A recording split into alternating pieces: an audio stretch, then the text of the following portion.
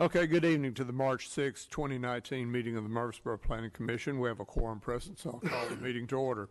We have 5 public hearings on the agenda tonight, the first of which is a zoning application for approximately 1.4 acres located along Mercury Boulevard to be rezoned from PCD to commercial highway.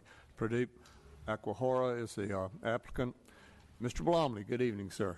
Good evening, Chairman Lamb. I'm going to yield my time to the Honorable Mr. Anthony down there. Ask you to suspend your normal business for just a moment and allow Mayor McFarland to speak, please. He's out of order. I'm out of order, and I apologize. I was sitting next to Kurt and apologizing for stinking so bad because I just came from indoor baseball practice with a bunch of 6-year-olds. So, tonight, I think Mr. Browning had put out a press release, but tonight is Chairman Lamb's last meeting on the Planning Commission after 28 years. Hold your applause. I know he's going to be sad for all of the emails and letters and phone calls that you get. The Planning Commission is a thankless job, but I think out of anything in any commission that you serve on, you truly get to see how a city functions when you serve on the Planning Commission. I know as a council member starting in 2000, Bob, I learned more on how to run a meeting. I learned more on how to be respectful to people who come up but that are not always happy. And you have set the example for many of us who've served on Planning Commission on how that we try to make Murfreesboro a better place. Sometimes people agree and sometimes people disagree, but there's one thing that can be said with you is you always represented Murfreesboro in what you thought was best. You represented Murfreesboro in an honorable way, and you represented Murfreesboro in a fair way. So I had lunch with Bob 3 or 4 weeks ago. He texted me and said, "Hey, can I have lunch?" And I thought, oh no, this is going to be I'm going to retire, and the lunch wasn't for that. But then I'll be dang, a week later, I get an email from Bob on a Friday night at 10 o'clock that says, "I think my time's up." So Bob, I want to be able, if you'll come down, I have something for you. Let me take your chair.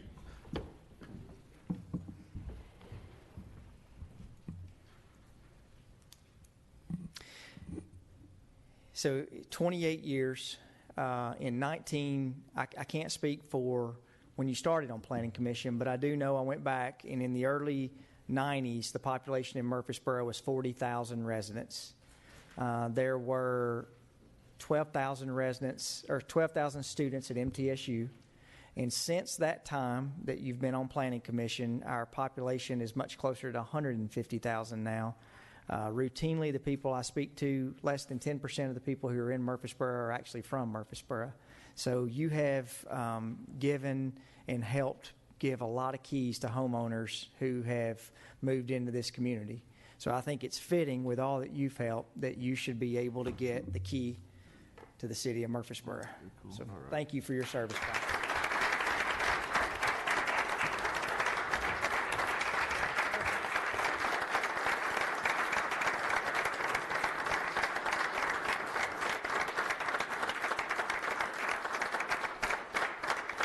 I know Councilman Wade served on the Planning Commission for many years. Council, or Kurt, is there anything you want to say?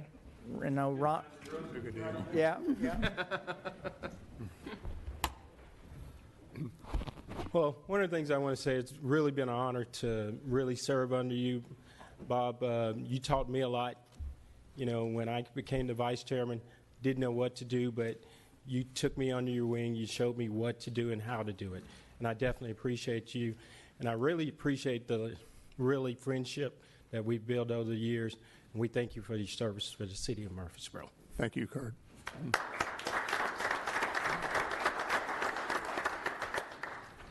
Mayor, thank you very much for those great comments. I appreciate it. Hey, I do have one person I want to introduce. Just if you'll stand up, Chase Salas is going to be the recommendation to be able to, I'm not going to say fill your seat because that seat won't be filled, but Chase is got a young family here in Murfreesboro, so I think Chase will also bring a new perspective with someone who's raising a family here in the city and wants to have Murfreesboro continue to be a good place. So, Bob, thank you. I think that what we may do is set up a permanent forward that all the emails that come to the Planning Commission members that will automatically forward those to you, just so you can see what you'll be missing out on. So anytime that you want to come back, a seat will always be welcome for you. Thanks, Shane. Thank you.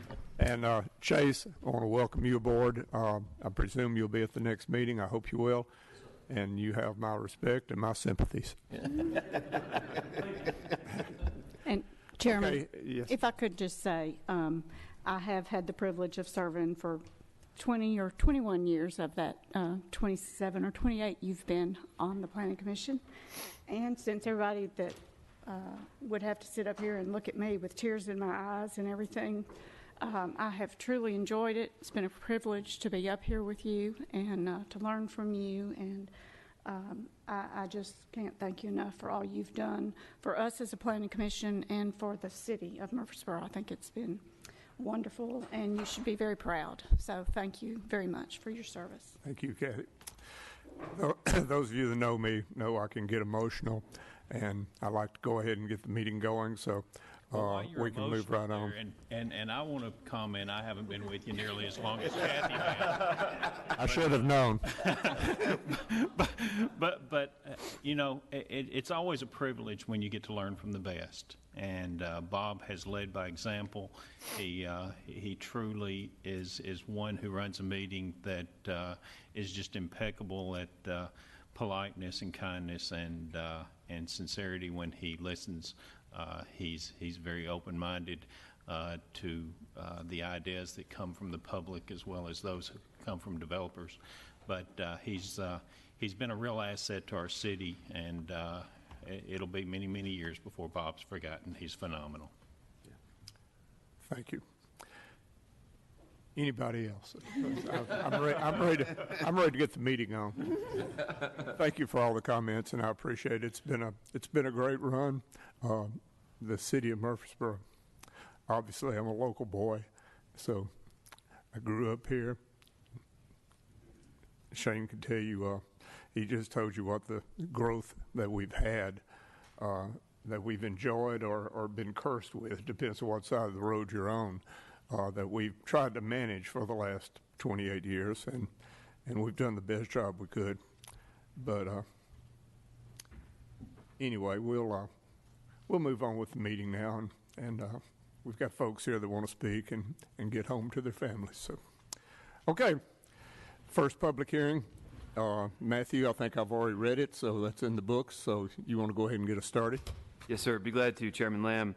Our first item tonight is a rezoning application for approximately 1.4 acres. It's located along the south side of Mercury Boulevard. It's currently zoned PCD, and the property was zoned PCD back in 2006 as a part of the Tractor Supply PCD. For some reason, back in 2006, when the application was made to rezone that property to PCD for the Tractor Supply, they rezoned a total of 6.7 acres, and really all they needed for the Tractor Supply was 3.4 acres. And so you can see the area to the south of the area that is labeled as PCD. If you squared up that PCD, there's an area that's already zoned RM16 that was excess land that was zoned PCD.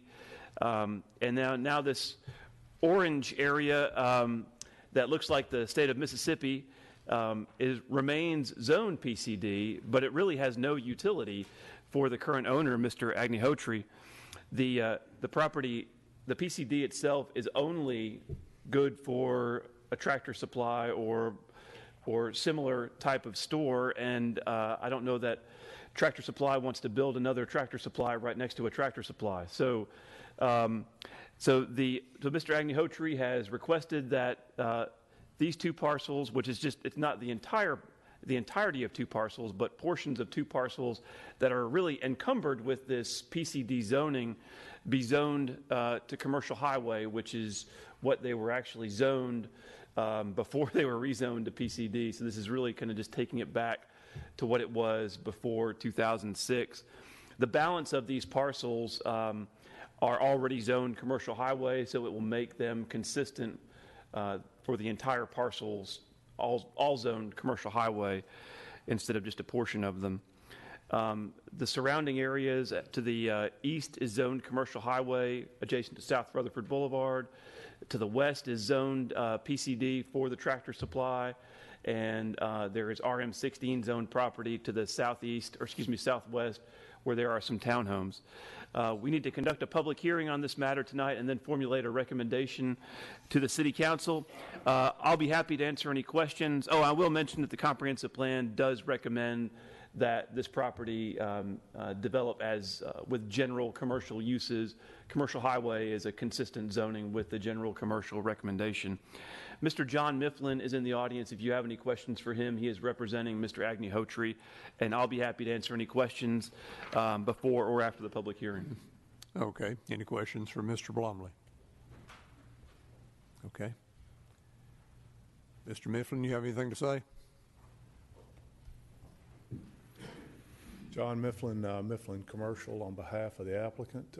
I think Mr. Blomley's done a good job of explaining our reason for the request. We just want to simplify the entitlement process for the buyer or developer and clear this out of the way, since nobody knows why it's there. So happy to answer any questions if I can. Any questions for Mr. Mifflin? Thank you, John. Okay, in that case, before I open the public hearing, I'll briefly go over the rules we conduct our public hearings by. We'll conduct the same rules for all 5 of these public hearings tonight. We'll open the public hearing, ask anybody to come forward to the microphone that'd like to speak either for or against the proposal. When you come to the microphone, please state your name and give your address for the record. Keep your comments to no more than 3 minutes, and make all your comments to the Planning Commission, not to other members of the audience. And if you have questions, the staff will make a note of your questions, and we'll try to get those questions answered at the conclusion of the public hearing. All that being said, I'll open the public hearing at this time and ask anybody to come forward that'd like to speak on this proposal. Nobody on this one? Okay, seeing no one come forward, I'll close the public hearing. Are there questions or comments by members of the Planning Commission? If not, we're ready for a motion. Make a motion we approve, subject to all staff comments. I'll second. All in favor indicate by saying aye. Aye. All opposed? Motion carries. Second public hearing is an annexation plan of services and an annexation petition for approximately 8,100 linear feet of I-24 right-of-way located between South Church Street, exit 81, and Joe B. Jackson Parkway, exit 84. City of Murfreesboro Fire and Rescue Department is the applicant. Ms. Tomlin, good evening. Chairman Lamb, I'm actually going to be taking this one. Ms. Tomlin had a conflicting meeting at Patterson Park that she had to attend tonight, so I'll be pinch hitting for her. Okay. This is actually it was an area of I-24 right-of-way that we actually probably should have included in our grouping of rights-of-way that we brought before you in the fall, that the fire department requested that we annex in order to clear up what's called the authority having jurisdiction. And that's the authority having jurisdiction to respond in the event of emergency. Recently, we have taken all of those rights of way, requested consent to annex them from the states. We haven't brought those to the City Council yet, but the state of Tennessee has granted us consent to move forward with the annexation of these interstate rights of way, including this one. And this is kind of tagging along with the other 10 rights of way that we included in the annexation petition that we brought to you back in the fall. This is purely a segment of right-of-way. There is no private property that is included in this annexation petition or plan of services. And this is to clear up any issues regarding jurisdiction in case of emergency. As you know, the Fire and Rescue Department responds not only to fires, but to other types of medical emergencies as well. They're medical first responders, hence the rescue in the Fire and Rescue Department. So what this does, in conjunction with the other annexation petition that we reviewed in the fall, is it makes the jurisdiction of I-24 throughout the city limits, or throughout what we would think of to be the city limits, consistent. In other words, Joe B. Jackson Parkway basically I-24 basically from Joe B. Jackson Parkway to 840, if these annexations are approved by the city council, will all be in the jurisdiction of the city of Murfreesboro and will simplify the ability to determine whose responsibility it will be to respond, and that will put it in the hands of the Murfreesboro Fire and Rescue Department. So with that being said, we do have a plan of services in the agenda packet that we provided to you. It's right-of-way, so there will be very little impact if the city council does decide to ultimately annex this right-of-way. We do, however, need to go ahead and conduct a public hearing and then formulate a recommendation to the city council. Mr. Carl Pease, our assistant fire chief and fire marshal, is here if you have any questions for him about why this is being requested and what impact it would have on the fire department. Otherwise, we need to go ahead and conduct our public hearing. Okay. Any questions from the Planning Commission? Okay. If not, I'll open the public hearing. Ask anybody to come forward that'd like to speak on this proposal.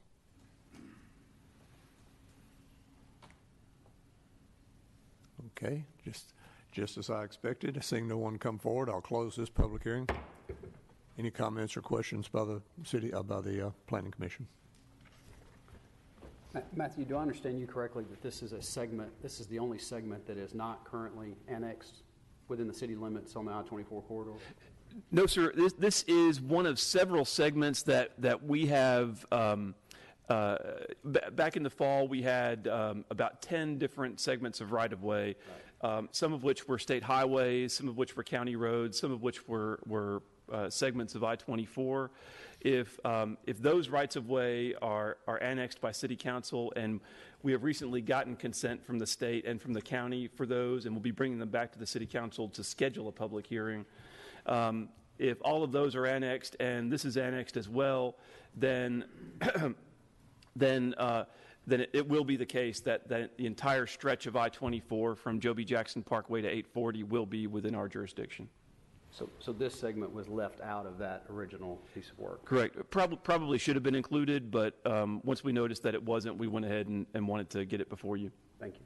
I guess it's safe to say there's probably more to come, but I guess the crux to this, and I think the very important part that needs to be mentioned, is it's all about safety, because it really is about our ability to respond quicker than the other agencies and services that might be responding to an accident or a fire that might be taking place along the interstate. So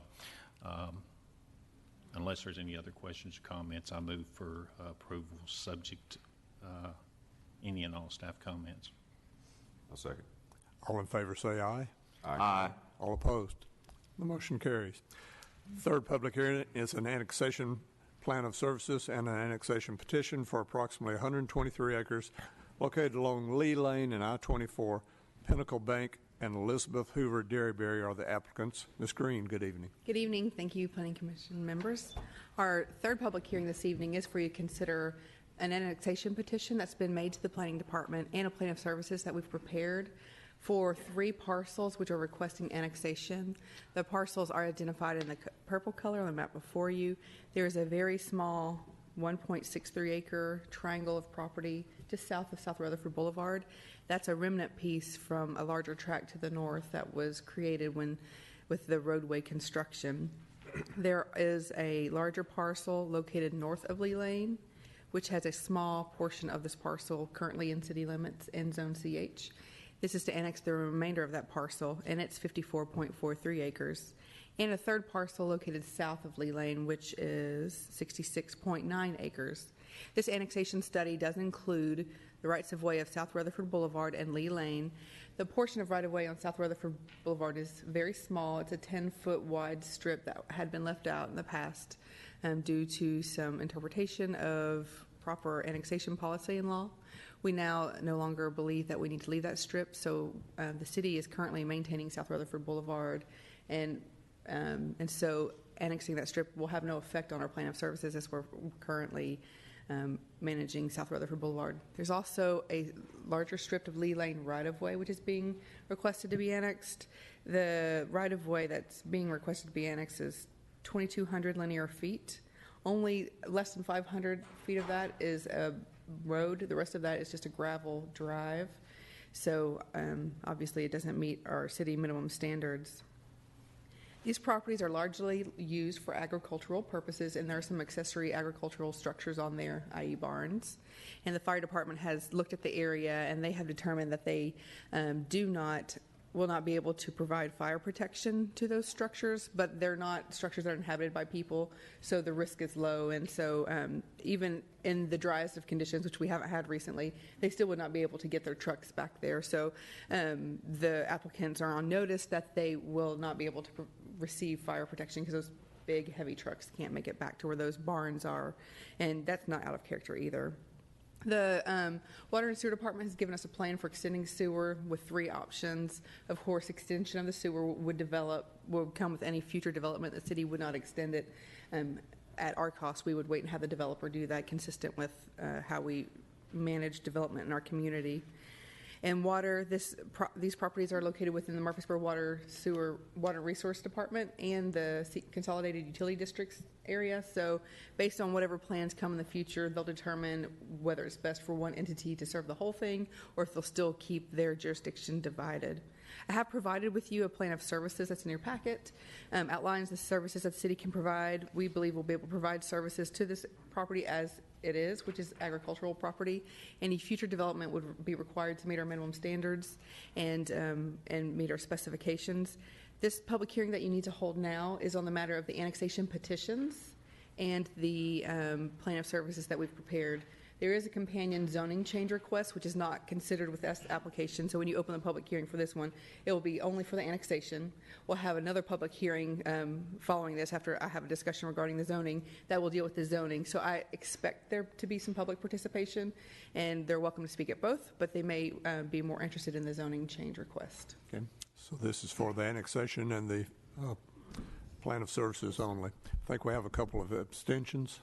Mr. Chairman, I have a potential conflict since Pinnacle Bank is one of the applicants on this annexation request, so I will abstain from discussion and or vote on the annexation request. Chairman Land, I also have Pinnacle Bank is my employer, so I'm going to abstain from any discussion or vote on this particular application since they are a noted applicant. Okay. Thank you, Ms. Jones. Mr. Halliburton, that leaves. Yes, sir. So I will just disclose I am going to vote. My church is actually negotiating with the Hoover family for to buy some of their land, but it does not impact me personally. So I will vote on this motion. Yes, and you have consulted legal staff about that. I have. Okay. Okay, that leaves a quorum still present without Mr. Halliburton and Ms. Jones voting, so we'll proceed with the public hearing. Any other comments or questions? Okay, if not, this, like I said, this public hearing that we're doing right now is pertaining to the annexation and the plan of services only. So we'll open the public hearing at this time. Ask anybody to come forward that'd like to speak either for or against this.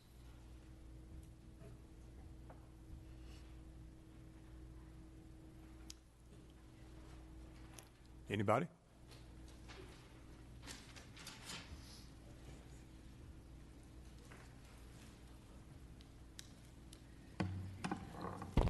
My name is Diane Parker.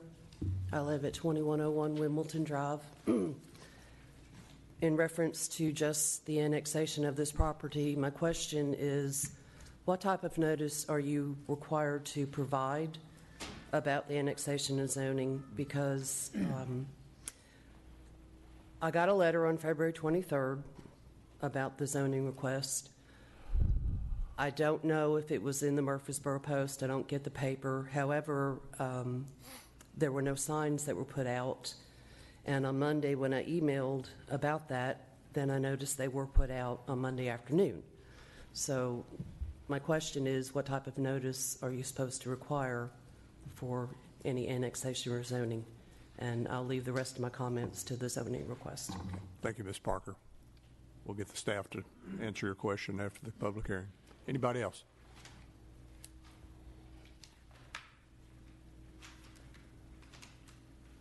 My name is Lucille Nunley. I live on Lee Lane, but my home is not on Lee Lane. When I built out there, the division was supposed to have been developed later on, but it was not. So My house is right on Merritt Lane, and that's where the zoning comes up to, right almost to my yard. I'm surrounded by all of that acreage that's out there. I bought 4 acres right out of the corner of that development that you're wanting to zone now. I don't know what your plans are, but I just want to say I am very much opposed to any development there that would have plants on it, because for all the years I've been there, 51 years, I have been, there's the noise from down on those plants, not Pillsbury, but the other plants along the highway down there close to South Church Street has just been, it's been tremendous, the noise that we have suffered there all these years from that plant down there. It's the plant that I'm talking about is Rich's, the one where they bang on the trucks to deliver the flour, and it's just like the noise is right out in our front yard, and it's been many, many years that we've been putting up with that. So I am very much concerned about what goes on in that development out there by me, the 100 and something acres around me. It's all right around me. I'm on 2 sides of me. So I'm very much concerned about the development of that property there. I appreciate you letting me speak. Thank you, Ms. Nunley. Anybody else?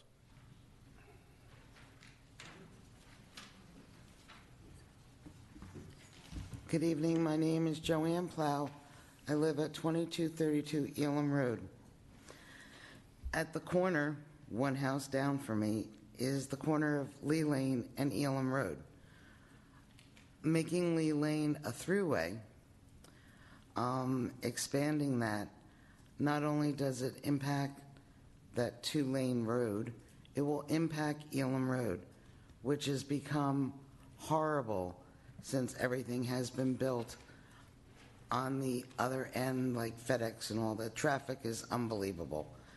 By extending Lee Lane, I'm nervous, sorry, and making it a throughway, it's going to be a disaster. We have enough traffic. We have enough trucks. We've brought this up on other issues, other meetings, and everything says they'll look into it, but yet the 18-wheelers still come down that 2-lane road. And honestly, if you want revenue, just put a police officer on Lee Lane, and you'll probably make an awful lot of money at people speeding and passing cars illegally. So to make it any worse is going to be unbearable. Please think about it. There are homes. Thank you. Thank you, ma'am.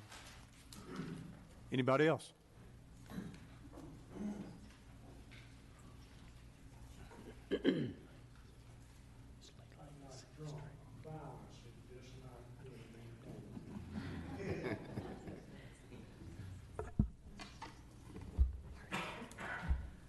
I'm James Jernigan Jr., lifelong resident of Rutherford County and Murfreesboro, except for 3 years in the service.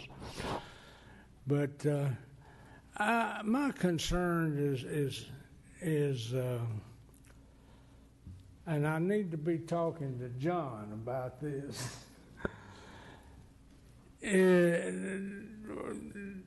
As I understand the map, some of this property, annexation, would take a portion of a 23-acre field there that will be ours still, but I'm going to need a fence. I can't keep cattle in there. So what will happen is they'll have to tear the old fence out, because the way I see that, they will take part of that 23-acre field, and that means that I got to go to the problem of putting in not a real fancy fence, just something that'll hold cattle in. And so I'll talk to John about this, and that's one of my biggest concerns about it. And I was raised out in there on an 85-acre farm. Sure has changed a lot in my lifetime. All the roads used to be gravel. The water would raise on both ends. Couldn't get out.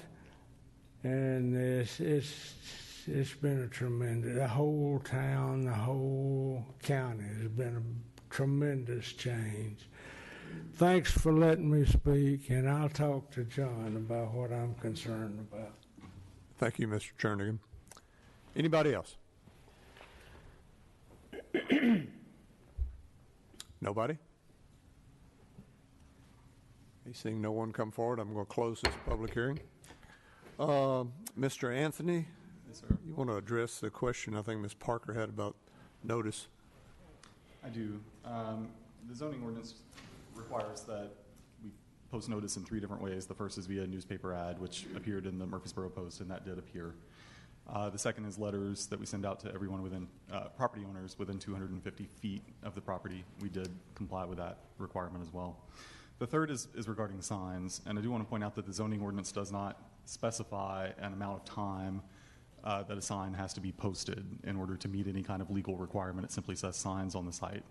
We were notified earlier this week, at the beginning of the week, that there were no signs on the site. I worked with Matthew Blomley, and on my behalf, he directed staff to immediately place signs on the site. They have been there for the last few days.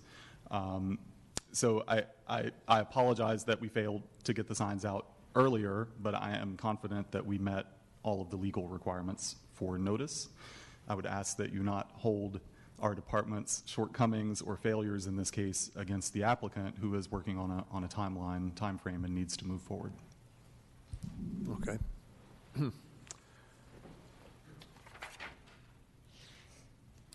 Any other questions from members of the Planning Commission?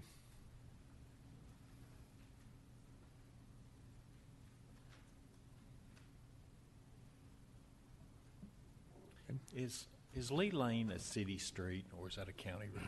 Lee Lane is a county road, street. Yeah, and therefore we have no jurisdiction to go out there and do law enforcement as far as speeding on that. But if it's taking place, I certainly would encourage anyone who's encountering that to contact the county sheriff's department, let them know, and see if they can't slow it down a little bit.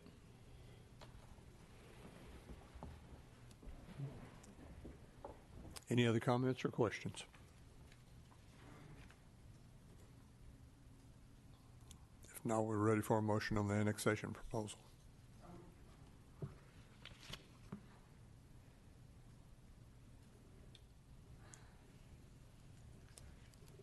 So I'll move for approval for an annexation for this piece of property, subject to all staff comments. I'll second. Motion's made and seconded. All in favor indicate by saying aye. Aye. All opposed? And Motion abstain. carries. We have 2 abstentions. Noted. Okay, the next public hearing is a zoning application for approximately 233 acres located along South Rutherford Boulevard, Lee Lane, and I-24 to be zoned heavy industrial simultaneous with annexation, 123 acres, and to be rezoned from commercial highway to HI, 110.4 acres. Brian Berryman is the applicant. Ms. Green. Thank you, sir. As I promised before, this is the follow-up public hearing that will include part of the properties that you just made a motion and recommendation for annexation and some additional property. The property is located, again, along South Rutherford Boulevard, includes the 3 properties you just studied, but also an additional parcel which is already currently located within the city's jurisdiction, and it is currently zoned CH, Highway Commercial District. That property is shown in orange on the map that you have before you, and it was annexed and zoned such a couple years ago in anticipation of a potential FedEx distribution site to be located there. All indications are that FedEx will not be locating here, and so now you have before you an application from Mr. Berryman, who has a contract to purchase all these properties, and he's requesting that you zone the properties that were just recommended for annexation HI, which is Heavy Industrial District, simultaneous with the annexation, and that you zone the properties that is zoned CH from CH to HI, Heavy Industrial District. The future land use map, which I have available to you to look at now on the screen, it's not as easy to read because it shouldn't be a parcel-specific map, but it gives you a general area of how development should occur. The future land use map, 2035 future land use map, recommends that the northern portion of this property be zoned to allow a land use characteristics such as light industrial, and that the southern portion be zoned to allow a land use characteristic titled suburban residential, which is typical of the exurban commercial lots that you would normally see, with about 3.5 dwelling units per acre as the proposed density. And so, as I mentioned, the application is to rezone all properties to heavy industrial district. Mr. Matt Taylor represents the applicants. He's here this evening and would like to give you a presentation on their request. After his presentation, you should conduct a public hearing, consider the matter of zoning change. If you have any questions, I'll be glad to answer them. Mr. Taylor, good evening, sir. Thank you, Chairman Lamb. Chairman Lamb, would you mind real quick if I just go ahead and say, in case I had questions for Mr. Taylor, that I've consulted with Mr. Ives. Pinnacle Bank is not involved in this request, and so I just wanted to confirm that I will be participating in this application, and just wanted to explain that. And I'll echo Mrs. Jones' comments. I will be participating in this application also. Thank you very much. I'm glad you guys are. Mr. Taylor. Matt Taylor of SEC here in town. I'm accompanied tonight by Mr. Jeff Reed of Hudson Reed McCreary law firm here in town, as well as Mr. John Harney of the Parks Group. All three of us represent the applicant, Mr. Brian Berryman. Mr. Berryman owns and operates several successful businesses here in Murfreesboro, and with operations spread across the United States as well as into Canada. Since Mr. Berryman moved his businesses here in approximately 2010, he has the good fortune, and he's led that company very well to continue growing, and has had to actually move his operations and headquarters, I think, about 3 times. At this point, Mr. Berryman is looking for kind of his final resting place for those headquarters and operations here in Murfreesboro, and he feels like this location, with its access to rail and how those associate with his businesses, is the best location. So it's our privilege to present to you tonight what we've termed the South Rutherford Boulevard Industrial Park. We think that you'll find it, not only through the proposal, but in the future, a place of economic development and a place of employment and commerce for the future of Murfreesboro. The site itself is about 230 acres. It's located to the south of South Rutherford Boulevard. It's joined on the west by CSX Railroad and to the south by I-24. The area in general has several heavy industrial users, such as Husky Truss and West Rock, located to the north of the property, as well as Molly, Riches, and one of our larger city employers, General Mills, located to the south. And then located to the northwest along Rutherford Boulevard is the Steel Technologies plant. The property itself is mainly woods, with a small amount of that being in pasture located along Rutherford Boulevard. We would extend sewer and water and electric from Rutherford Boulevard.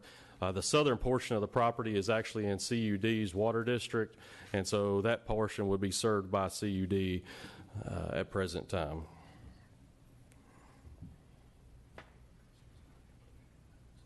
The existing zoning, as you can see, those relate back to the uses I just called out as heavy industrial to the north and to the south. We've got unincorporated areas of the county located primarily to the east. And then we have commercial highway on roughly the northern third of our property, which is really a remnant of the FedEx project, which did not move forward. The 2035 plan, as Ms. Green said, indicates this area for light industrial and suburban residential. And so really what's changed between that 2035 plan and now, and I think the fact that we have the ability to construct a spur line for the railroad here. Whenever the 2035 plan was envisioned several years ago, every one of us had been told no again and again from CSX in regards to new spur lines inside of Murfreesboro and really Middle Tennessee. Since then, apparently CSX has changed some operations and has freed up some space and time on that rail, and so they have granted us that. So we think that that is a true game changer for the area, as well as, and specifically this property, to be geared toward a higher use, such as the heavy industrial that we've applied for. The proposed zoning is the heavy industrial across the entire property. We have asked for an amendment to that for about 2 acres in the southeast corner of our property, or in this diagram, the upper right-hand corner. We've proposed to leave a 25-foot strip along these properties, as you see here in green, as an RS-15 strip, so it couldn't be developed as industrial. In addition to that RS-15, we would also be required by ordinance to construct the city's largest, most dense, and widest Type E landscape buffer. So there'd be about 45 feet there that would be left between the property line and before any industrial use. Our proposed uses on the property are inclusive of the heavy industrial uses outlined in the zoning ordinance, with the exception of a few that we've outlined here. We've went through and tried to find the most obtrusive uses, and we intend to restrict those in several fashions. The first of those will be uses restricted on a final plat, such as the manufacturing, storage, distribution of the following, which would be composting facility, explosives, fireworks, leather and leather products, as well as the tanning and finishing of those products, paper mills, petroleum and coal products refining, as well as radioactive materials. Also on the plat, we would restrict against manufacturing of chemicals and a junkyard. In addition to the restrictions on the plat, we would privately, through covenants on the property, restrict against all those previously mentioned uses, as well as the following: adult cabaret, adult motel, an adults-only bookstore, adults-only motion picture theater, massage parlor, animal or poultry slaughter or stockyard, junkyard, sand, stone, gravel, and or clay mining, petroleum or coal products refining, radioactive material storage or production, chemical manufacturing plant, battery plant and or battery recycling plant, and one that's not listed here would also be spa, which we would restrict against.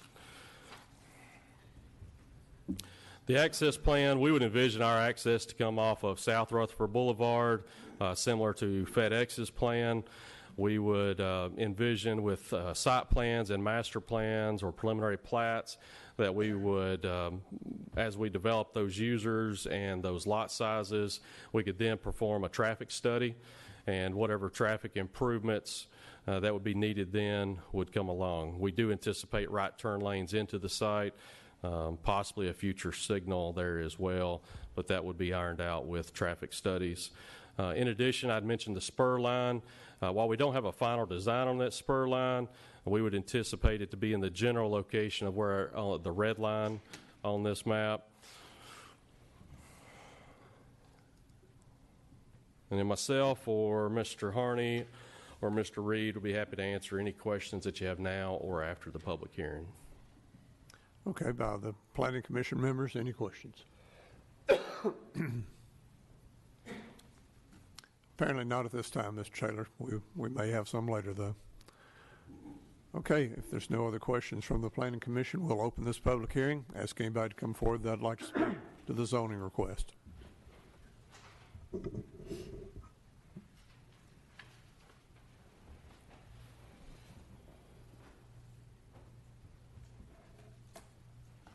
Chairman Lamb, members of the Commission, my name is Richard Baines. I live on Parkview Terrace at the corner of Southeast Broad and Parkview Terrace here in Murfreesboro. And this particular site is an ideal location for what seems to be a rapidly growing company. This site has the needed access to rail and to the interstate for this type of manufacturing. I relocated to Murfreesboro in 1961, and I've spent 35 of a 45-year career in heavy industry near the intersection of Middle Tennessee Boulevard and Church Street. I believe my operation had a lot in common with that of the applicant. I had the rail siding necessary to bring in jumbo coils of steel that were slit down to the various widths needed in our manufacturing process, and we had access to the interstate for shipping finished product. I'm familiar with the applicant's current location and it is a well-kept, well-landscaped facility. Very often the mention of heavy industry zoning brings images of foundries, drop forges, and ugly buildings to many residents. Not so here in Murfreesboro. Our developers, planners, and local government have done an excellent job in bringing state-of-the-art manufacturing facilities to Murfreesboro. This facility will provide not just jobs, but opportunities to grow within the organization for those willing to take on added responsibility. Being a headquarters location gives not only our college grads the opportunity to start on a career, but also those on the factory floor. I speak from experience. My career started on the factory floor and ended in a top management position with a worldwide company. I would urge the commission to grant this rezoning request. Thank you. Thank you, Mr. Baines.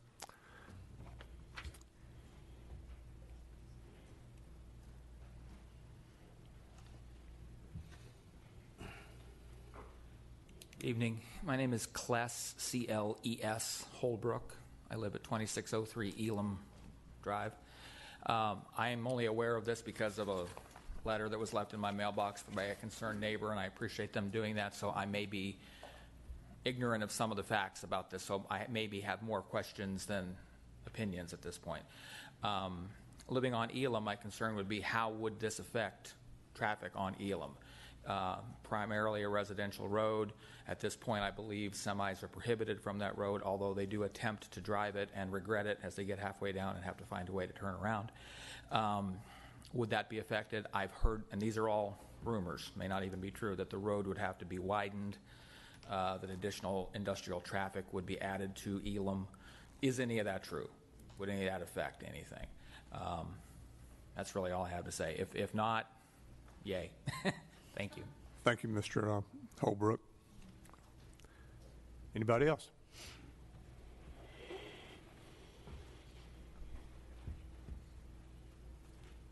Hello again. I'm Diane Parker at 2101 Wimbledon, and my property is affected by this rezoning request. So there are several issues or concerns that I have, and I will address along with the traffic. What is your plan to deviate the traffic from Lee Lane and Elam Road to go to Joby Jackson interchange? Because right now, the only access, it seems, is out South Rutherford, which is fine, but as soon as you connect Lee Lane, those truckers are going to find that way as a shortcut. They're going to be coming down into a residential area, which will be very unsafe. Elam Road already is bottlenecked, and it's correct, truck traffic does go on that, but they're going to find a way out. So how about looking at an access road from South Rutherford to the other end of Elam by the apartments, adjacent to the interstate, like Butler Road? Could that not be done? That would solve keeping out of our neighborhood, and that would keep the truck traffic hopefully on that road, or completely block Lee Lane so that the trucks can't get into our neighborhood and onto Elam. I've heard and seen on your transportation plan that you plan to connect Tulip Hill to South Rutherford, and that connects to Elam, so I don't know what the plans are for that, but our main concern as a neighborhood is to keep it safe, and right now Elam Road is not safe. We have asked again and again for traffic signals at both Rutherford, Joby Jackson, and Manchester Highway, and we're told that because it's a county road that, well, I don't know. I really don't know what the problem is, why we can't get traffic lights, but anybody that's driven on that road knows the bottleneck that we have. We have several neighbors that are elderly that don't even drive during rush hour because of that problem. The second question I have with zoning heavy industrial is, my question to the applicant is why this particular plot of land? There's plenty of other plots of land that are suitable for heavy industrial zoning already and can support the truck traffic, access to interstate, Laverne, up in Mount Juliet. Now, I know it's not the city of Murfreesboro, but This particular plot of land was originally designed for residential. That's what the county has got it designed for right now. So, the zoning heavy industrial, I don't feel is the best use of the land. And you got to take into consideration all the rest of the Hoover property that is up for sale and eventually will be developed. My goodness, that's going to be a game changer for our neighborhood completely. You know the land I'm talking about. It's 1,000 acres of land, South Rutherford, Manchester Highway, Elam Road. We can't stop it from being developed. That's not the issue. The issue is, how about doing some road modifications first before we just develop this?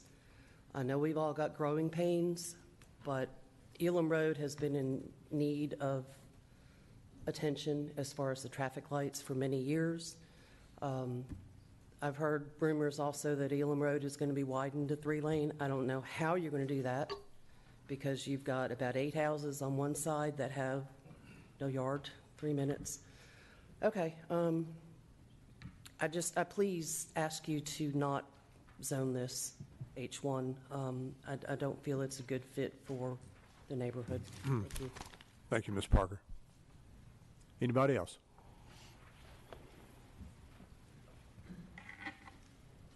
Joanne Plow again at 2232 Elam Road.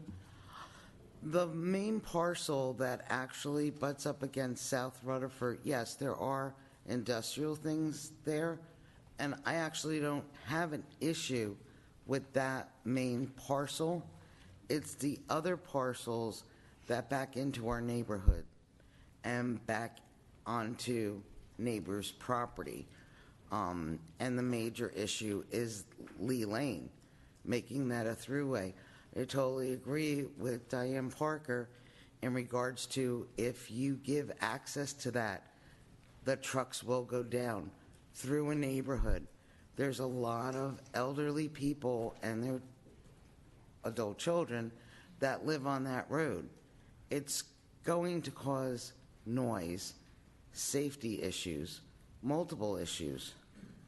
If you can do exactly what Ms. Parker stated, if you can make the throughway to annex directly onto 24, bypass going through our neighborhoods.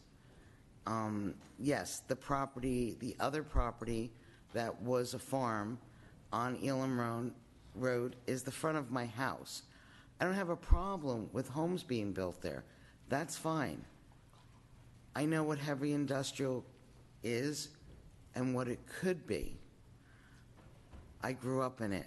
I grew up in New Jersey, the Garden State, which is no longer because of developers and things that have been done. And it's a shame. It's a horrible shame. I love this town. I've been coming here for 15 years. I have moved here for 3 years. I love the town square. I love everything it has to offer. I understand developers. I understand progress. I totally do. And it's a great place to be. Please don't destroy it. Make some consideration to the people who have built their lives here and their homes. I love my home. I don't want to go nowhere. I want to die here. But I don't want to do it with a lot of noise and safety issues, and along with that comes higher crime. Please consider our pleas. Thank you. Thank you, ma'am.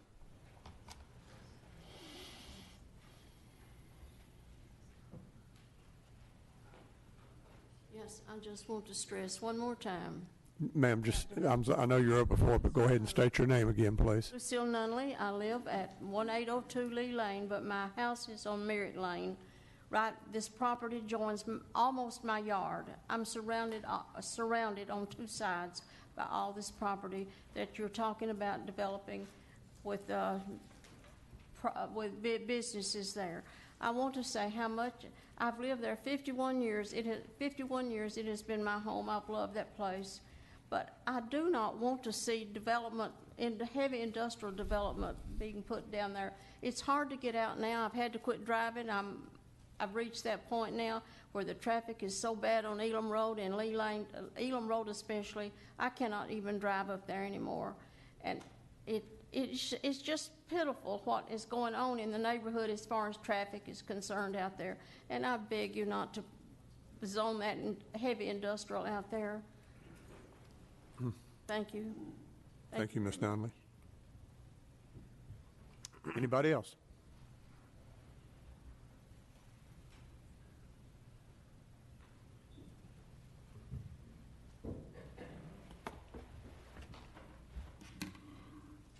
Good evening, Chairman Lamb, members of the Planning Commission and staff. I'm Brick Murphy. My family owns the property to the north of this track across Rutherford Boulevard. My family, I'm a representative of the Mary Kay Murphy Family Partnership, speaking on behalf of my family. My family's owned the property. It was my great-grandfather's farm about 100 years now. We've sold the property where West Rock is and where Husky Lumber and Truss is, which are both heavy industrial.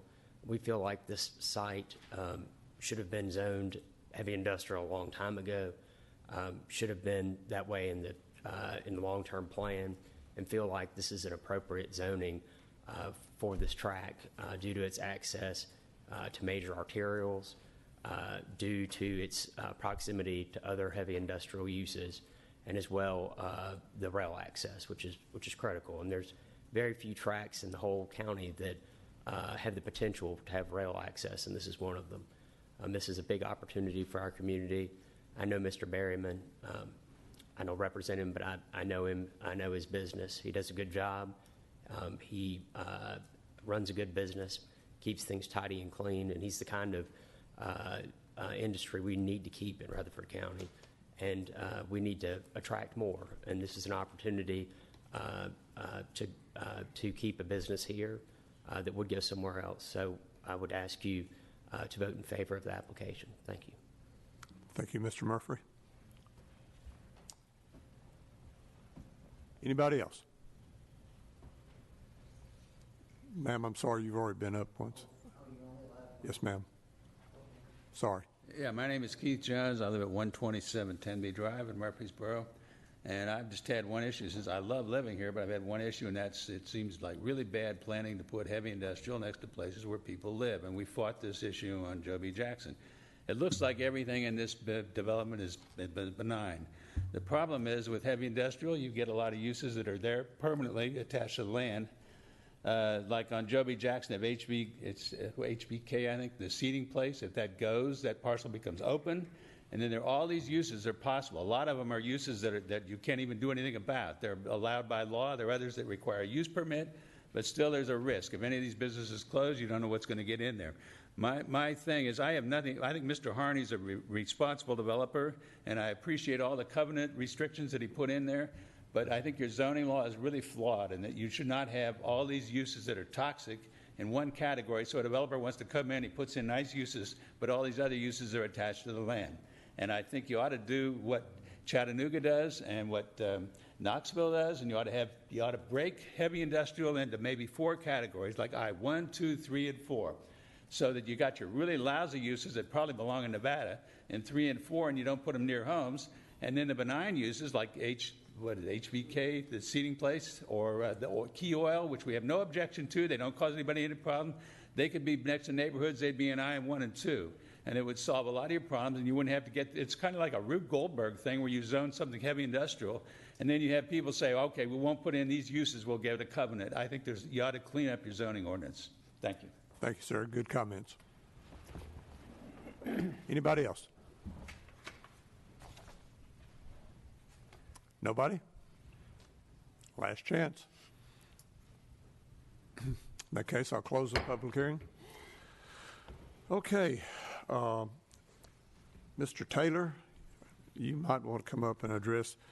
There's some questions about traffic on Elam Road, or would you rather the staff get into that? I can say that we don't intend to connect to Lee. I can't necessarily say what would be required to do whenever we start bringing master plans through. I will say that that southern portion Will be quite some time before we start developing that. Where Mr. Berryman has talked about his immediate needs is going to be on the northern portion of the property. So I could say that. But as far as connection to Lee, I would say we don't intend to do that, but staff may have more input there than I would. Okay. And go ahead once again and talk about your buffer zones that are required as a minimum. Yes, sir. So we have committed to leaving a 25-foot strip of just RS-15 along those property lines in the southeast. You might explain what RS-15 is. So RS-15 is a single-family residential zone that would not allow any industrial uses. And then in the zoning ordinance, the required buffers are by classification of use and zoning. And so the HI district adjoining the RS-15 is the most intense type of buffer, the widest buffer. And so that would require an additional 20 feet of new plantings in addition to what's there in the RS-15 strip. Okay. Ms. Jones. Mr. Taylor, would you mind on your PowerPoint, would you show us again that page where you had that green line drawn around the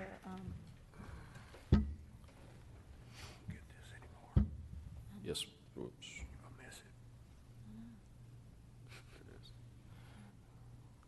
So that would be in the upper right-hand corner there, and what we tried to do was pick where really where the residences are. Once you get to the north side of Lee Lane or the left side of Lee Lane in this drawing, that is a larger farm, so we did not continue it across Lee. And do you think for the uses that Mr. Berryman is looking at and the way for that part of the property, this one entrance on and off South Rutherford is what you'll be looking at for that? I think for the immediate uses, absolutely. I think that I believe she said her last name was Parker. I think her idea of a stub to the south of us, where in the future that could connect back to Elam, probably has some merit where you get below these existing residences. But we don't control any properties all the way back out to Elam, so I can't say that connection will be made for certain. But I think a stub from our property to there would have some merit. Matt, for yes, sir. Folks like myself who are not attorneys, and I don't know if Jeff or David wants to address this, what's the difference on limiting uses on a plat versus restricted by covenant? Why is it outlined that way, and what's the difference between the two? So I may let that one be answered by a combination of Mr. Anthony and Mr. Reed. Okay. I'll take a stab at it first.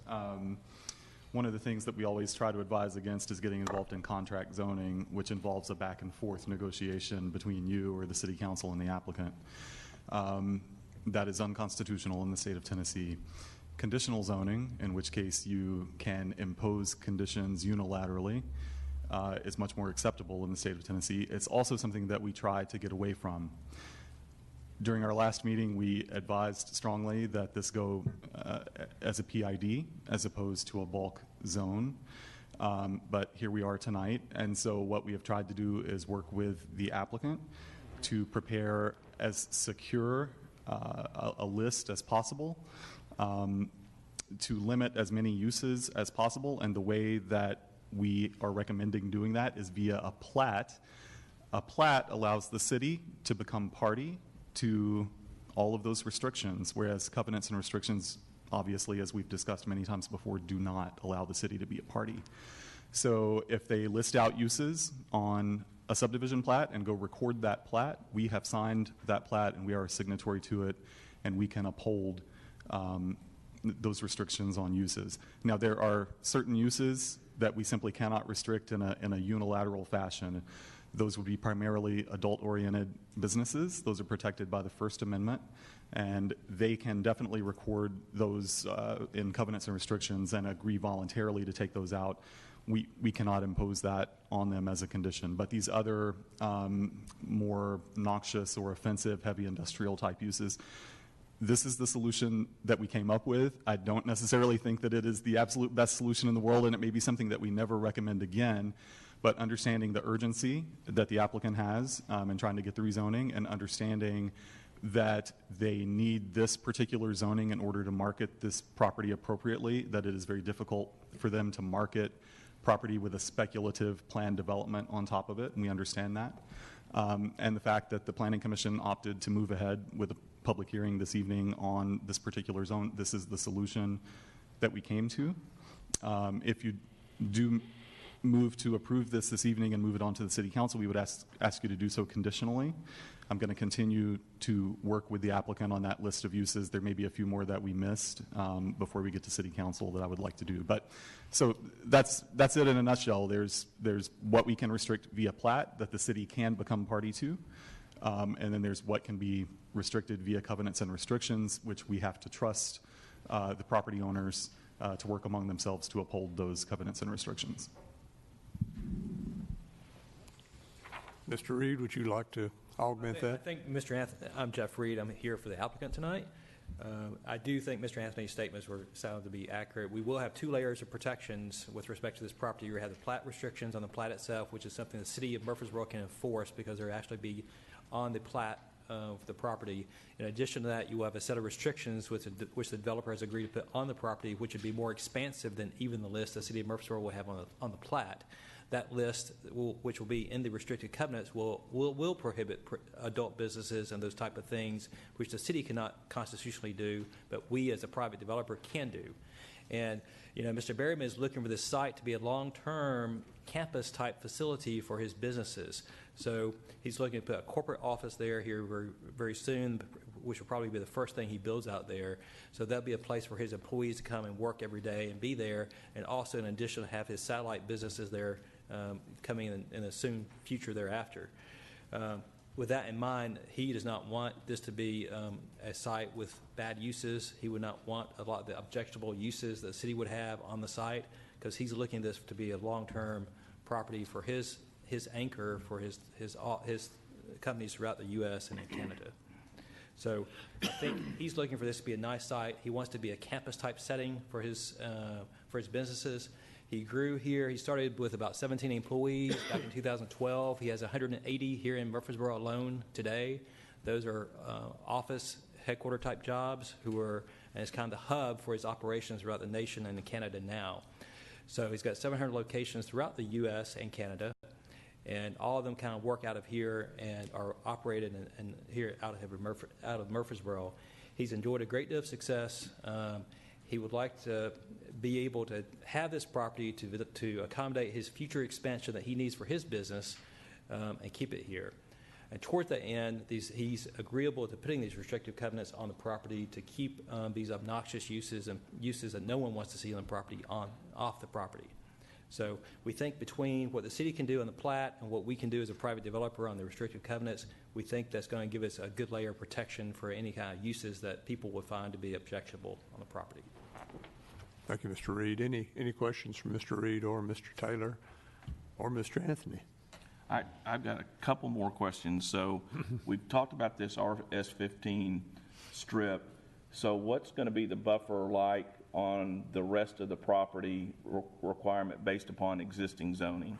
So you would still have the top D buffer all along there. You just would not have the extra 25 feet there. Okay. And then this is not a question for Mr. Taylor. It's maybe a question. We don't have our city engineer here or a traffic representative, but we're going to have the ability to see the site plans on the future development of this. And I understand, the lady that talked about access to Lee Lane, and I know that we can't give assurance at this point in time, but as a planning commission and as planning staff, I don't see why and since it may not be all one development at this point in time, but I would think that we would be able to control access of how the traffic would flow through this entire development that it wouldn't have to go through Lee Lane. I mean, I'm just, from a common sense perspective, why would not we have control over that as part of the site plan? I was going to say, certainly staff would encourage development from a street that meets standard specifications, so South Rutherford Boulevard does, Lee Lane doesn't. But also, Lee Lane is a public road, and it is the only way to access two of these parcels. So if all these properties are under one ownership and they all do develop master, as intended, then of course we would expect to see access come from South Rutherford Boulevard and see what we can do about limiting it to Lee Lane. But two of these parcels only have access currently to Lee Lane. And so if in 20 years the development plan changes, I have no clue what they would want to do, those two parcels have a right to use Lee Lane, and that's not something we can take from them. But certainly when we do the master planning exercise you're talking about, and we do site planning, if it does extend down to these properties, we're going to encourage that connection to South Rutherford Boulevard. Is there anything you'd like to add, Mr. Anthony? The only other thing that I would add is that Lee Lane is currently under county control. It is not a city road, and so the residents there can definitely work with the county on restrictions on any kind of trucks or anything like that utilizing Lee Lane. Okay. Mr. Halliburton, anything else? No. Yes, sir. To follow up on what Mr. Halliburton's saying, I often struggle with a property that has a single access point, because in the event that there were an accident or something on Rutherford Boulevard, creating a condition that would almost prohibit you from having emergency access to this property. I don't know that I would be opposed to an access point to Lee Lane, with the understanding that it would only be an emergency access with a Yelp gate or some type of emergency access, so that you wouldn't have traffic coming through it, but it would be accessible in the event of an emergency, that a fire truck or an ambulance or something that could pull up to that gate, hit their siren, and then enter the property. So I can't say that I'm completely opposed to an access point, because from a safety standpoint, I think it may be valuable to have that access point, but not from the perspective of a destination point for trucks on substandard roads going through a residential area.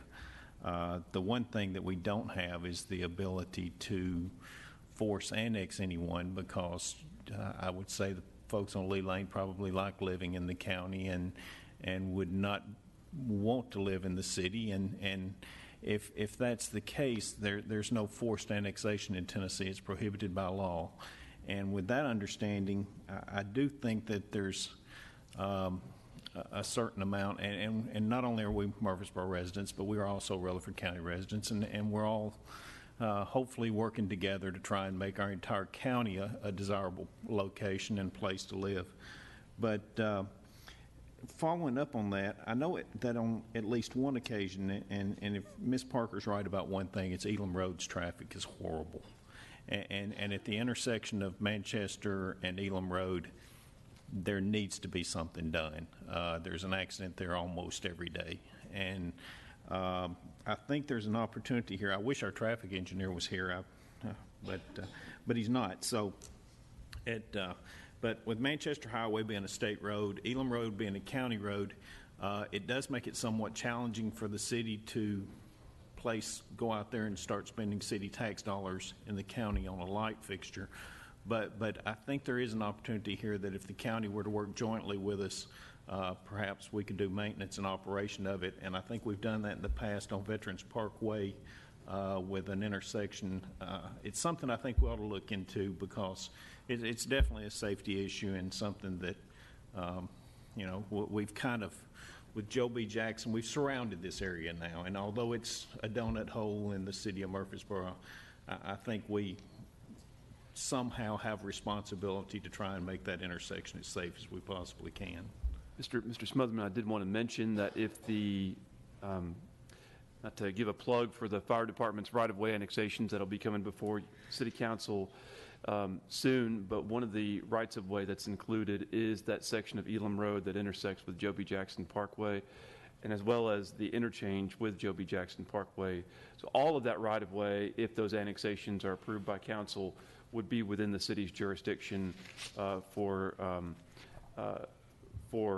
those types of that type of oversight. Okay, and at one time it was we didn't do what we referred to as spider legs, where we would just go out a roadway, but now we do, and I think this is the perfect opportunity for the city to create a spider leg going out Manchester Highway in order to provide greater public safety for not only the city's residents, but those on Joe B. Jackson who work in that manufacturing area out there, travel through there daily and see the situation that they encounter. And I think I'll continue to follow up on that, I'll promise you. Okay. Any other questions? So one question from me. I know the applicant said that they didn't intend to connect to Lee Road. But is that something that they could put in their covenants, that they could put an access gate there? Or is that too restrictive? Sorry, sir. Okay. No, sir. No, sir. No, sir. I'm sorry. Thank you, sir. I know. It's Manchester Pike and getting out from Leland Road. Thank you, Mr. Jernigan. Appreciate your comments, sir. Thank you. Mr. Harney would be glad to talk to you. Mr. Jernigan, it's always nice to hear somebody say I'm right, too. I appreciate that. It doesn't happen very often. Warren? So I don't know if that's too restrictive or it's outside of the bounds. I don't think we'd want to do that. Yeah. Okay. Yes, ma'am. Just a question about looking at the Husky property next door. It looks like they've got either end of their property actually have two accesses on to South Rutherford. And is that something that you're thinking about on this property, that at least where we have the South Rutherford, would there be an access on either end of that possibly? It possibly could, yes, ma'am. I think we've got more width than Husky does. Obviously, Husky is one user right there, so that's something that we would definitely want to investigate with staff and with Planning Commission at the master plan level if this property warrants two accesses onto South Rutherford Boulevard there. Figure that out. It's going to be the issue. Okay, any other questions or comments from the Planning Commission? Trucks will never go there. All right, if not, we're ready for some type of motion. I would add, if there's any desire to move forward with the zoning change request, your motion may want to exclude a 25-foot width along the southernmost parcel along the eastern property line. And if you exclude that, that would come into the city zoned RS-15 and would be it seems like that's what the developers asked for. So if you decide to move forward and I haven't heard your discussion yet, you would want to exclude 25 feet along the eastern boundary of the southernmost property. Yeah, I just want to make a general comment. I think the unique opportunity because of the rail spur access and to build upon some of the industrial uses that are already apparent in this area, I think that's a unique opportunity for our city. And, you're not insensitive. I'm never insensitive to the fact of the impact of local residents and residential uses as we expand and grow. But when you look at the impact on the number of residential users here versus what we get as a city and the care that you have with this particular applicant that is really concerned about the permitted uses and really wants to be a good partner for the city, I think that's a really tremendous opportunity. You see that in the RS-15 zoning buffer that is being offered to be sensitive to the uses to the residents that are there. So if there's no further discussion, I'm happy to make a motion. Okay, Mr. Anthony, do we need to ask the applicant to withdraw that RS-15 from this proposal? No, I think that you can we just need to do it by motion. Yes, you can do that by motion, yes. Councilman Martin. So I will make the motion to approve the zoning application for the 233 acres, conditional and subject to all staff comments, and to, if I say this correctly, to not include the RS-50 zoning in the south parcel, in the southern portion of the parcel. As shown by sure, yes, that's right. Yes. Motion Can I is ask you a made. question? I'm a little lost. So why are we The taking that proposed away? motion is to approve everything as HI. Right. Okay. We're excluding the strip that they want to have Okay. RS-15. So it will, because it will remain as RS-15. So they can come back in and ask for RS-15 if they want to, or keep it at that. Okay. As well can All right. Yeah. I just want to be clear. Come in as RS-15. Okay. It's the green line on the screen that you have, and the orientation of the property on the screen actually has north to your left. So it looks like that green line's on the north, but that's actually not the northern property line. So it's what's shown green on the plan before you. And if it's excluded from a zoning change request and it's zoned RM in the county, which it is, it comes in the city with a interim zoning of RS-15. So it would default to RS-15 based on the existing zoning in the county. Right. All right. I just want to make sure I understood. Okay. Okay. We have a motion on the floor, and we need a second. I'll second it. Motion's made and seconded. All in favor indicate by saying aye. Aye. All opposed. Motion carries. Now, just for everybody's information, those that spoke tonight, in case you get up to leave, there will be another public hearing on this in front of the City Council at a date to be determined. So you'll have an opportunity to come back and voice your concerns again if you'd like to. The final public hearing tonight is a zoning application for approximately 90.56 acres located along New Salem Highway to be rezoned from RS-15, Commercial Highway, OG, and RM-16 to RS-6. Vision Development applicant.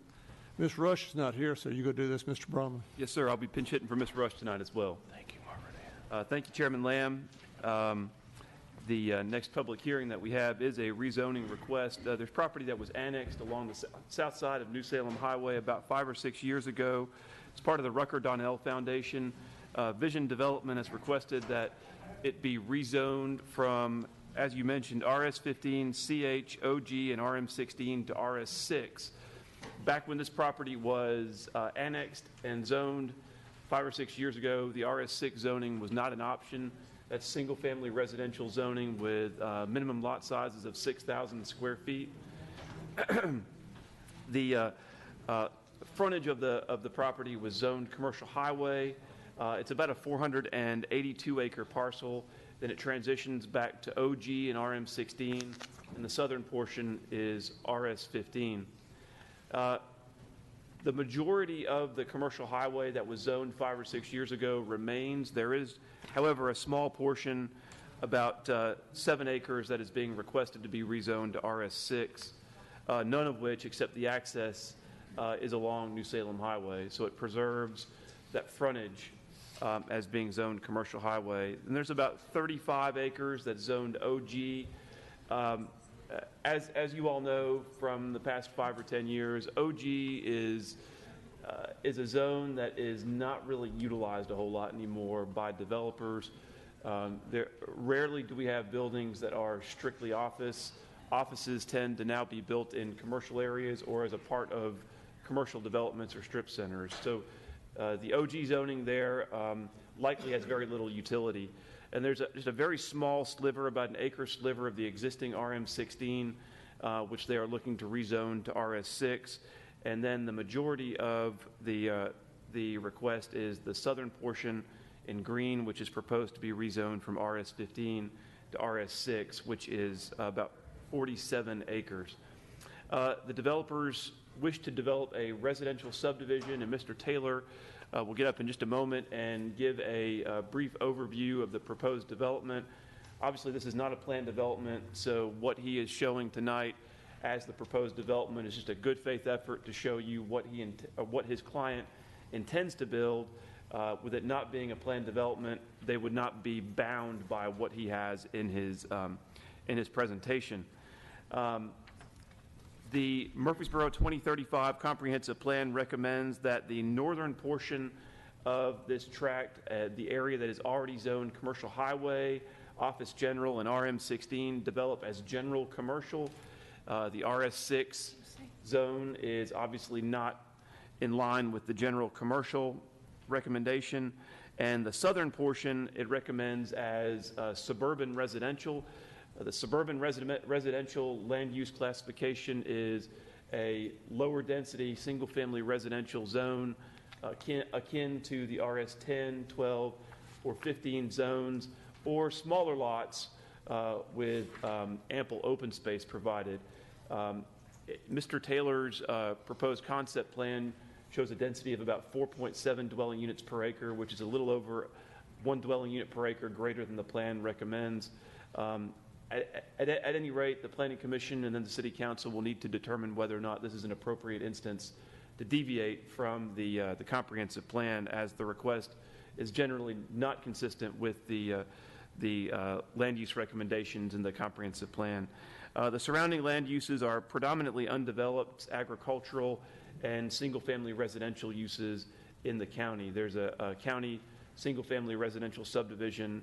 You'll see Clear Ridge Drive just to the the west of the subject property.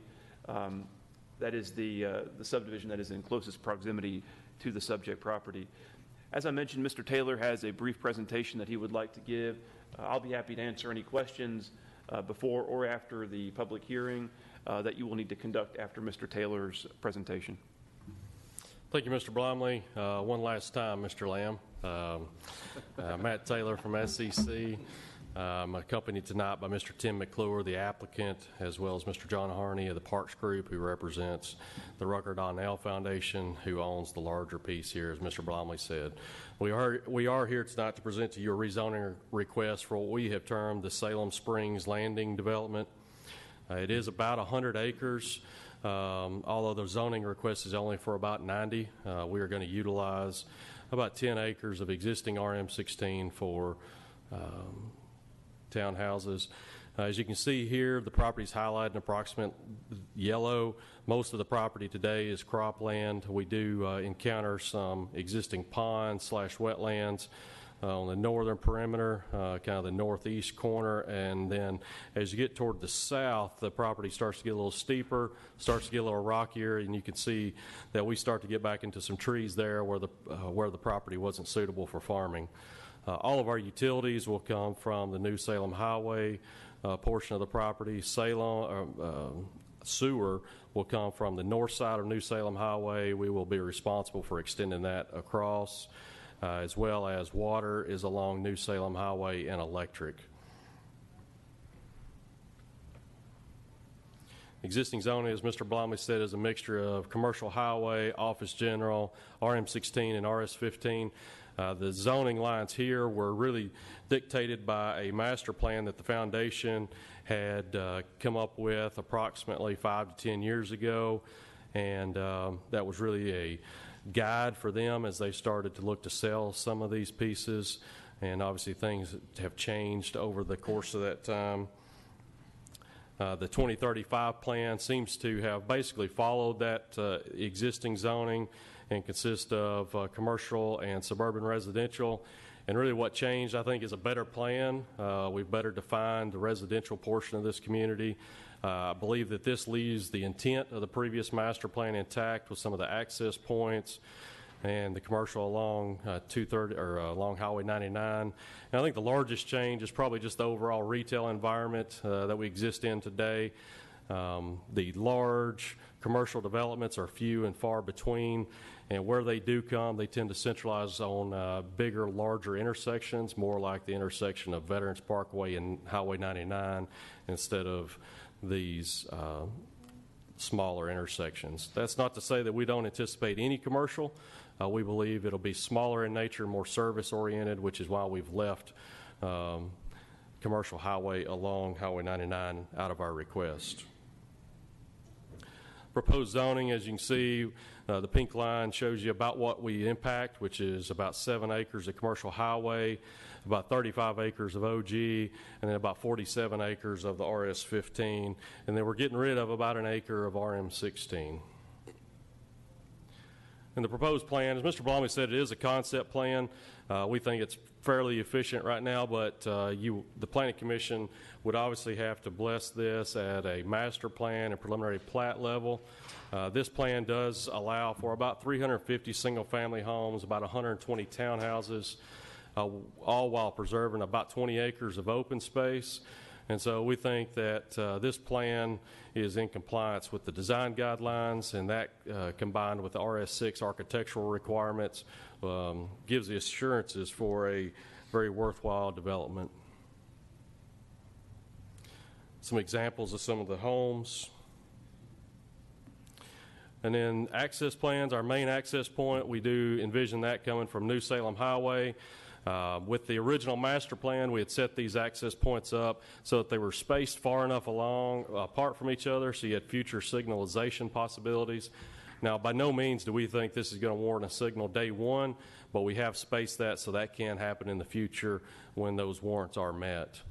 We have also anticipated and fulfilled what Clear Ridge Drive had originally started, which was a connection point there. So this will not only give our residents a second way back to Highway 99, it'll give the Clear Ridge Drive residents a secondary access point out of their development. Along with this, we envision turn lanes at our access point onto Highway 99, both left and right turn lanes there. As well, we've planned for multiple future connection points to neighboring properties. All these connection points will allow for connections back to Thompson Road to the south, as well as Armstrong Valley Road to the east, and then eventually more connection points back to Highway 99, back to the northeast from this location. We did hold a neighborhood meeting back on February 4th. We had about 25 households that were represented that evening. I thought it was pretty good attendance based on how many letters we sent. The major concerns we heard that night that I had were drainage and traffic, as we hear at most of our neighborhood meetings. The drainage, we did say that we would help that where we could. We've obviously got multiple detention ponds planned on that concept plan, and those will be scrutinized at a construction plan level, but we would divert water where we find that other systems can handle it more appropriately. And then the traffic on Highway 99, that's obviously part of that is a regional issue that TDOT will have to solve, but we are trying to minimize our impact through the turn lanes that we would construct. And I think that really the connection to Clear Ridge will help the residents inside of Clear Ridge with a secondary access point that they don't have the opportunity for today. So I'll be happy to answer any questions now or after the public hearing. Any questions from Mr. Taylor at this time? Thank you. Thanks, Matt. Okay, I'll open the public hearing. Ask anybody to come forward that'd like to speak.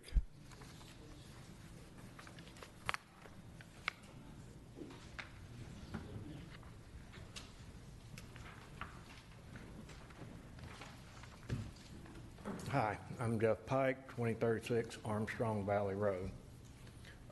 SEC's, I know it is a proposed concept plan, but in the bottom right-hand corner of their concept plan, they have a retention pond and other houses built there. That is on our property. They have their corner there with a stake put on it that says proposed corner, and I've been up to the Register of Deeds and all that, and it is on our property, and the retention pond's on our property. That and that bottom corner would all have to be moved. I think it's giving everybody an inaccurate representation of what that would be right there. And of course, we also have the water issues. If we're going to bring that 23, 30 acres down to one retention pond, it's going to be spilling out onto our property in one area instead of over that whole field. To the north, where it forms a sea around our property, that back field is extremely flat. All that property through there is, and it drains. But if they build to the north, if they don't stay on grade, if they build it up any, that's going to, present a terrible water problem for us. We've got a 55 acre field back there that it will see around, and there's going to be a bad water issue. But the property line issue is a major thing in my opinion.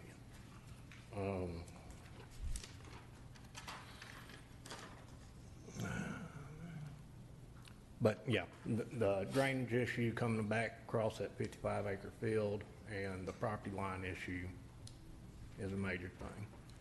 Okay. Thank you, Mr. Pike. Thank you. Anybody else?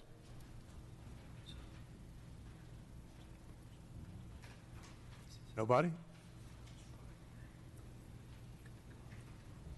Okay, I'll close the public hearing. Mr. Taylor, what about these drainage issues and property line issues here? So the drainage issues, we will, by law and by subdivision regulations and stormwater regulations, we cannot allow any water to go. We must meet pre-development flows before after our development. So we will address those with construction plans.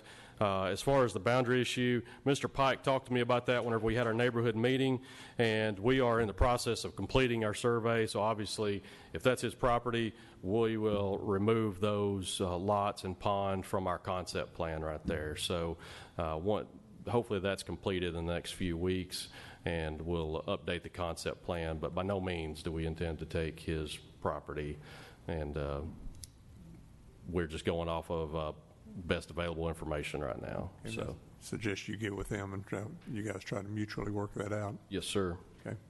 Any other questions from Mr. Taylor? Thank you, Matt. Thank you. For the final time, thank you, Matt. There's no questions from the Planning Commission. We're ready for a motion. I'll make a motion we approve, subject to all staff comments. I'll second. All in favor indicate by saying aye. Aye. All opposed.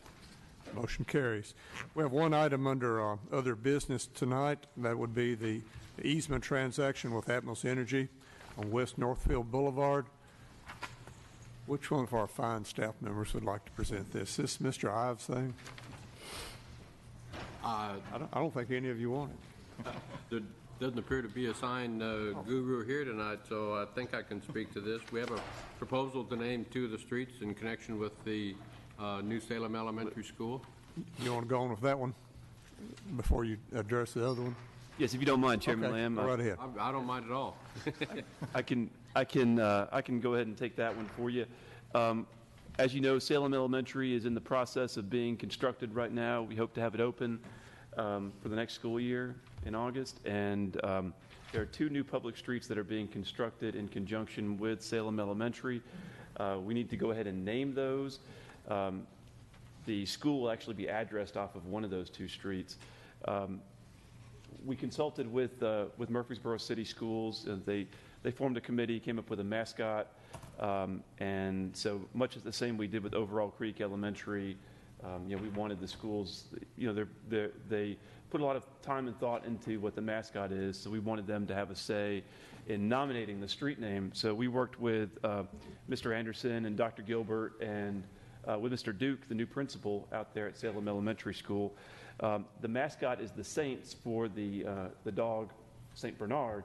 And so the street that the school will be addressed off of, the city schools would like to be named St. Bernard Way, and that's going to kind of dovetail with a program that they have there that's going to be the St. Bernard Way.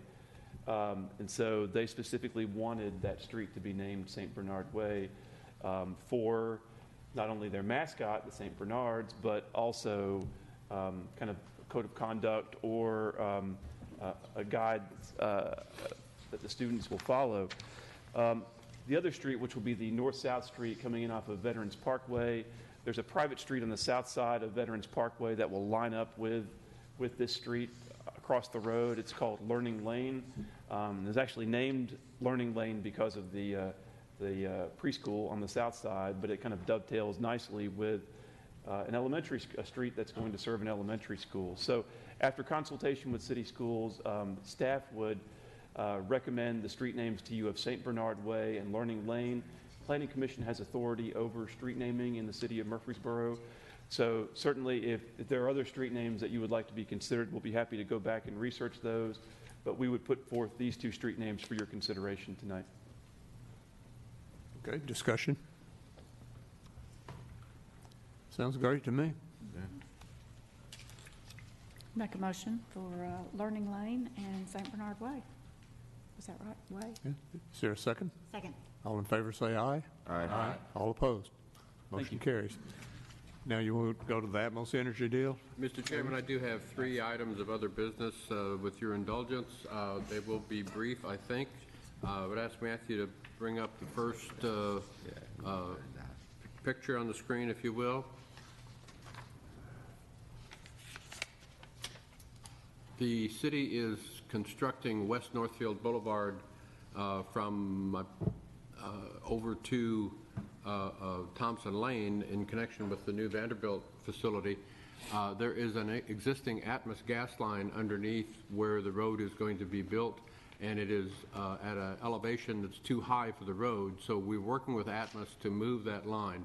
What we bring to you as a mandatory referral is the grant of a new easement to Atmos that's shown with the red dashes, and then Atmos will release its current easement, that portion of its current easement to us where we'll move the line from. So those 2 transactions, a new easement to Atmos and accepting an abandonment of the prior easement from Atmos, we would ask you to approve and recommend to council. Okay. Any discussion? If there is none, I make a motion we approve. Second. Motion's made and seconded. All in favor say aye. Aye. All opposed? Okay. Any other business, Mr. Anthony? Our second issue is also involving Atmos. Atmos is, can I have there we go. No, back the second one, there we go. The city acquired a property that, this doesn't show up real well, hopefully you can see it on the screen in front of you. There's a little corner remnant in blue as part of a property the city acquired to construct Veterans Parkway. Atmos is extending their line, increasing their service along Veterans Parkway out there between 99 and 96 in anticipation of future growth. In order to install that line, they need an easement from the city over this line that over this property that the city owns. We anticipate that when that property to the north of our little remnant develops, that most likely we will be transferring that little remnant to them for future development. So we don't believe the easement will impact our ability to take care of that property to sell it off in the future. So we would request that this easement be granted to Atmos as well. Any questions? If not, I'll move to approve. Second. Motion made to approve and a second. All in favor say aye. Aye. All opposed? Anything else, Mr. Ives? One more. We are in the planning process to extend Cherry Lane from its existing terminus at the western edge of the Siegel Soccer Park on toward 840. One of the first pieces of that will be to follow a wetlands area and a creek area crossing a property that's owned by Mr. Bowers. As we have discussed the need for that right-of-way, the owner allowed that they are looking at relocating, and so it makes sense to us to simply acquire the entire property. It's the property outlined in red, is about 14 acres with 1 house on it. So he is a willing seller, and we had it appraised, and we have reached an agreement to acquire that property.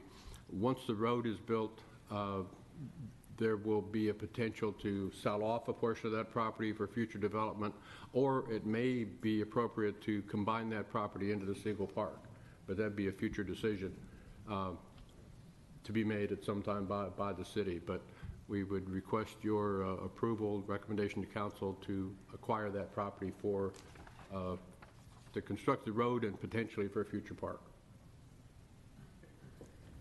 Okay. Any questions? Make a motion we approve. Second. All in favor say aye. Aye. All opposed? And that's all I have. Motion carries. I don't think my voice, guys, it's been real. Excuse me. It's been real. It's been an honor. You know, the people I've served with on the Planning Commission, 4 different mayors, numerous councilmen, all great people.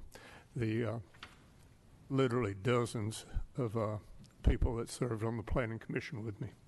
It's just been a great experience. That's probably about all I can get out right now. But thanks a lot.